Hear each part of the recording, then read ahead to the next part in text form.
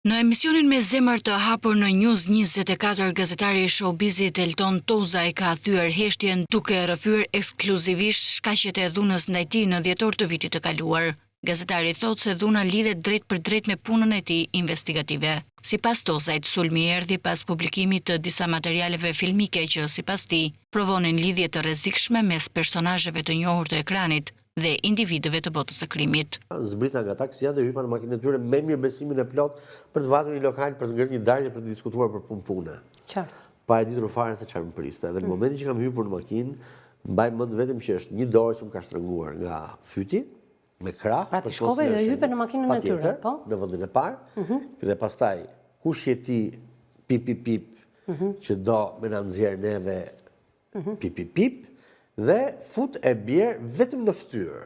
Dhe i tërë qëllimi i tyre ishte o të vdisja, o të më linin të verbër, sepse unë jam goditur dhe nga mjeku që më ka ndjekur, jam goditur pikërisht enkas vetëm këtu, në zonën e syve. Tozaj thotë se dhunën barbare nuk e denoncoi në polici pasi ka humbur besimin tek uniformat blu. Sipas tij, vite më parë, është kërcënuar nga drejtori i përgjithshëm i policisë së asaj kohe. Mbaj mend, një herë kam zbuluar një skem të trafikimit të drogës në mënyrë të frikshme.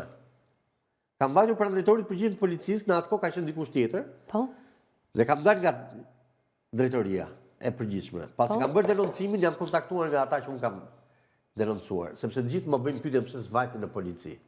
Ngjarja e rëndë ndodhi më 26 dhjetor të 2025-s, rreth orës 19:45 minuta, kur gazetari Elton Tozaj u dhunua barbarisht deri në humbje ndjenjash dhe u hodh në mes të rrugës nga autorët.